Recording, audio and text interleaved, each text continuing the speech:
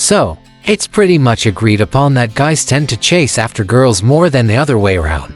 But where a lot of women, especially here, disagree is about the perks of this setup. When I talk about guys wanting girls more, I mean that guys, as a whole, are into a wider range of girls than vice versa. Some gals here think this only really benefits hookups or just being seen as a piece of meat. But in reality, this difference in desire makes dating, relationships, marriage, and starting a family way easier for women compared to if they were guys. Oh, and just a heads up, the dating scene has changed a lot lately, with dating apps and online stuff taking over. So, any stats from before that might not tell the full story. First off, it's important to acknowledge that there's truth to the notion that men often express more overt interest in women compared to the reverse. This can influence various aspects of social interaction and dating dynamics. However, it's equally important to recognize that this disparity can lead to misconceptions and challenges, particularly when it comes to understanding the advantages and disadvantages for both genders. Sure thing, dating and marriage can be pretty complicated. But hey, there are always ways to navigate through the challenges.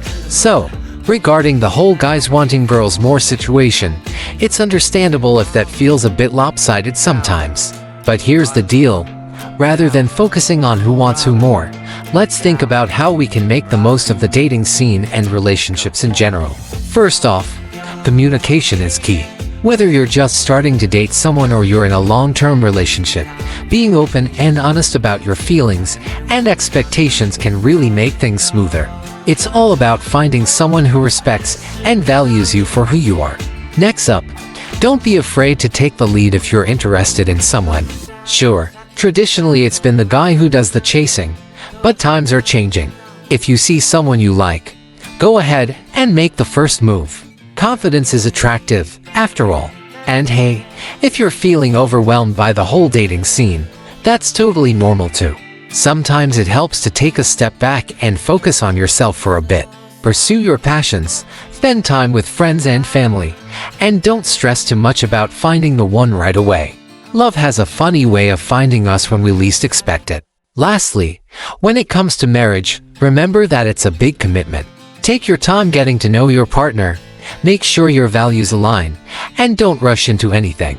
And if you're already married and facing challenges, don't be afraid to seek out couples therapy or counseling. It's okay to ask for help when you need it. So, there you have it, a few thoughts on dating and marriage. Remember, everyone's journey is different, so trust yourself and follow your heart. You've got this.